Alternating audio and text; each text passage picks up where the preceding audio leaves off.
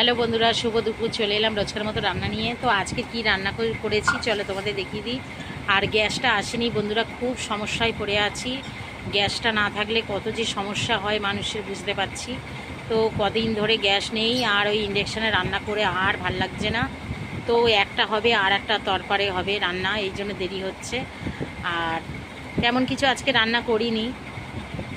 তো আজকে 3টের আগে খেতে বসে গেছি। হ্যাঁ, এক তরকারি ভাত। তো চলো তোমাদের দেখিয়ে দিই। আর শরীরটাও আমার আজকে খুবই খারাপ লাগছে, কারণ গরমটাও পড়ছে। গরম পড়াতেই শরীর খারাপ হয়, আর আমারও গরম না পড়তে পড়তেই শরীরটা খারাপ লাগছে খুবই। তো চলো তোমাদের দেখিয়ে দিই কী রান্না করেছি।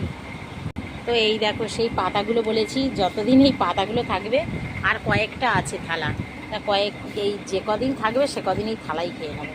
তো এই দেখো, ভাত বেড়ে নিয়েছি প্রথম। আর এইখানে এই দেখো মাংস। তো মাংসের ঝোল আর ভাত এই করে নিলাম। তো এক্ষুনি লাবালা মাংসের ঝোলটা।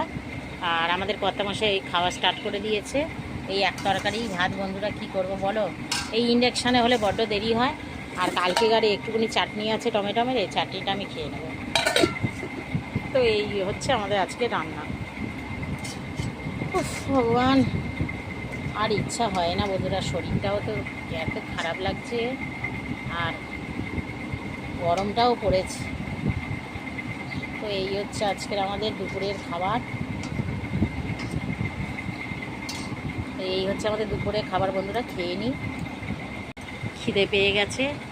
সবাই ভালো থেকো, সুস্থ থেকো, ভগবান তোমাদের মঙ্গল করুক। চলো টাটা।